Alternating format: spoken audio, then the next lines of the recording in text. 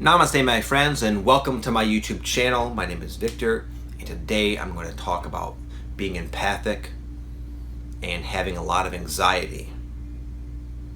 I would consider myself empathic, and I went through a long period where I felt incredibly anxious, visibly anxious, and now not so much.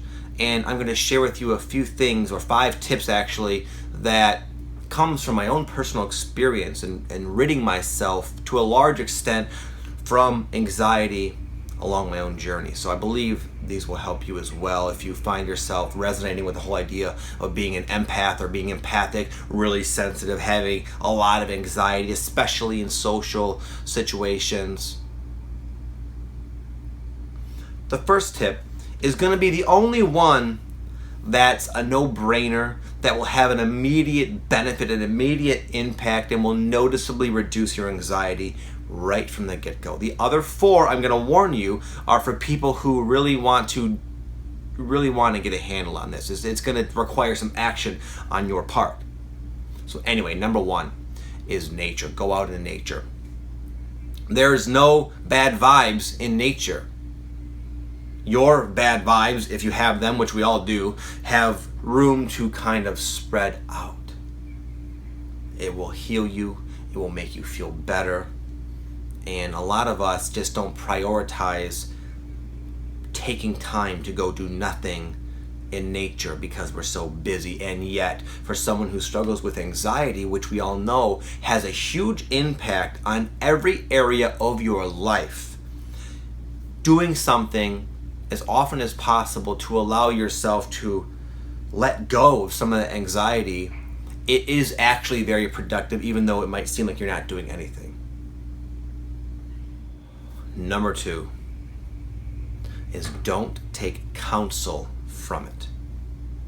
General George Patton, he was once asked, how do you handle being in battle and not feel so fearful and anxious? He says, well, I am afraid every single time. I'm filled with fear, but I don't take counsel from my fear. You can have the same effect. You go into a situation, your anxiety is provoked.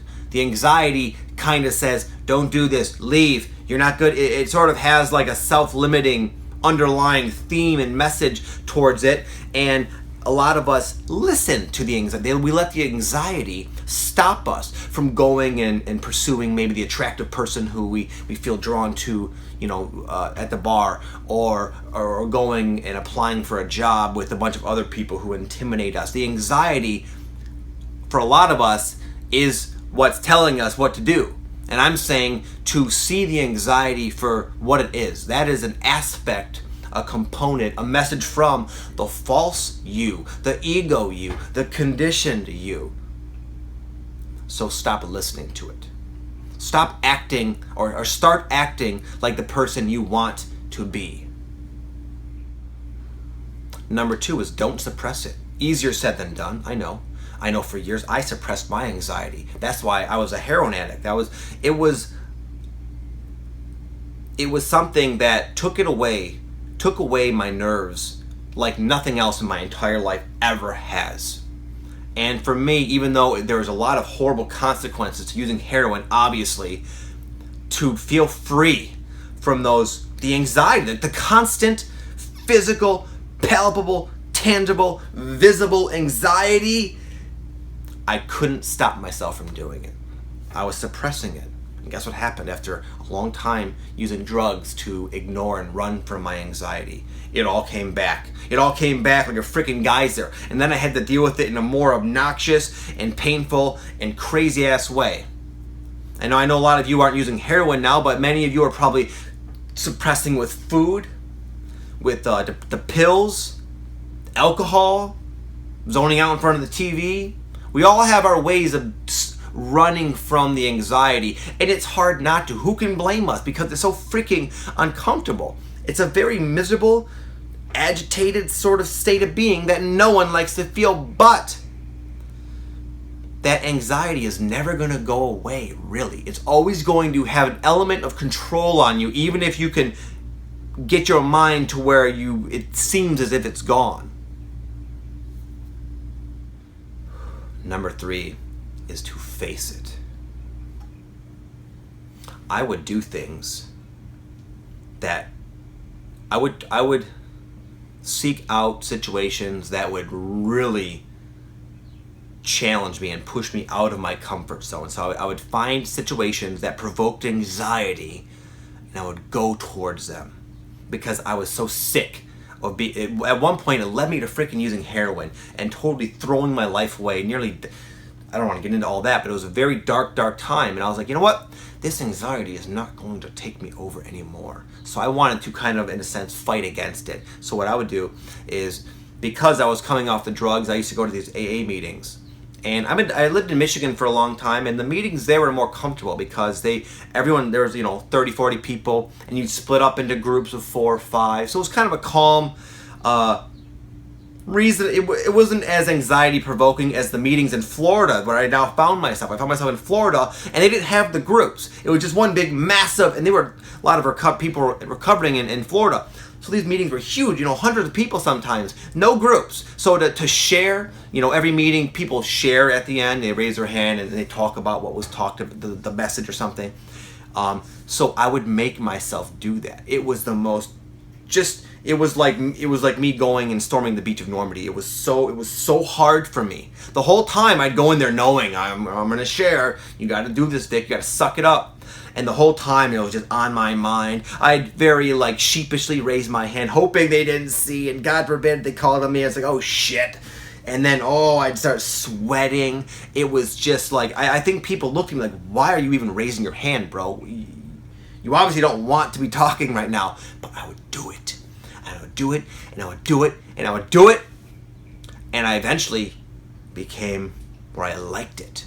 I eventually allowed awesome stuff to come through, and I felt great. Not only did I feel great because I was able to express what was sometimes goes on in my mind behind closed doors without being riddled with anxiety. I knew I had something positive to share, and I had finally let it out there and see the impact. But more so, it was the sense of accomplishment that I took this anxiety situation into my own hands.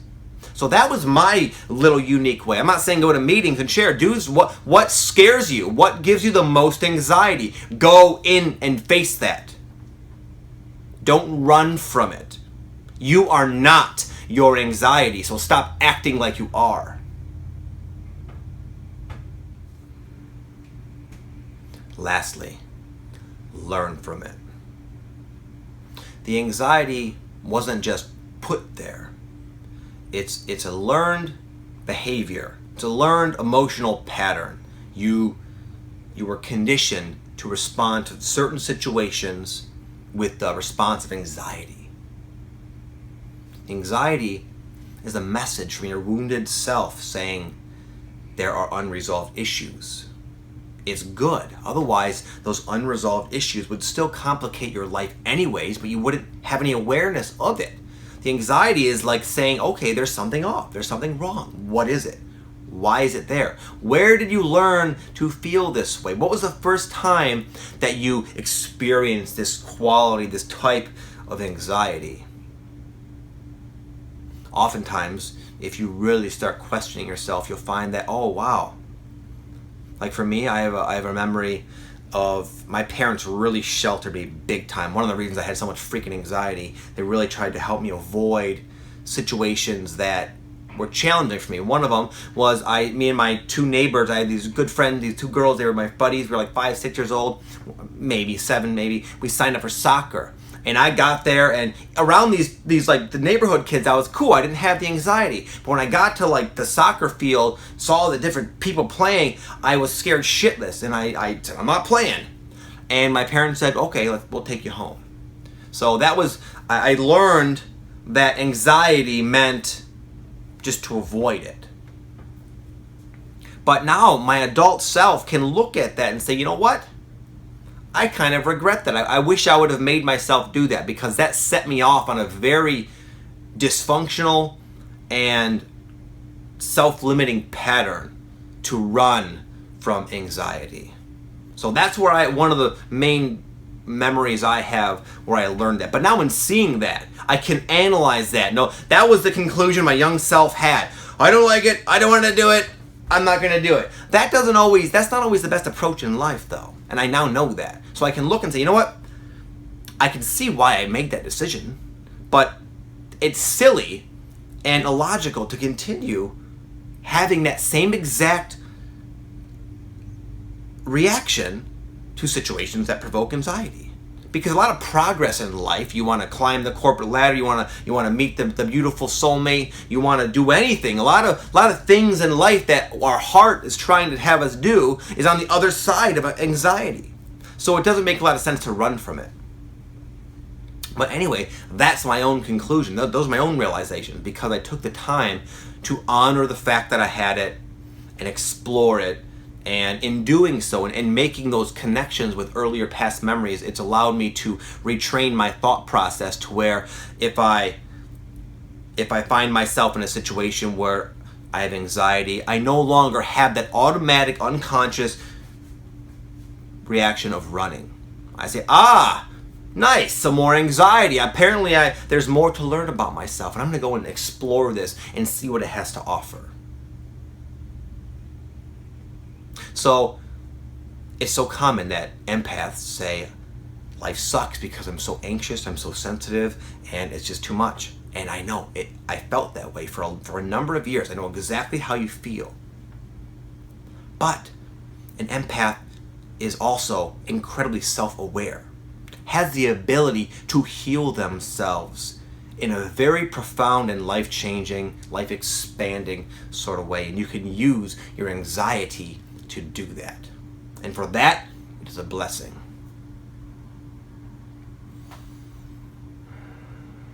Good luck. Namaste.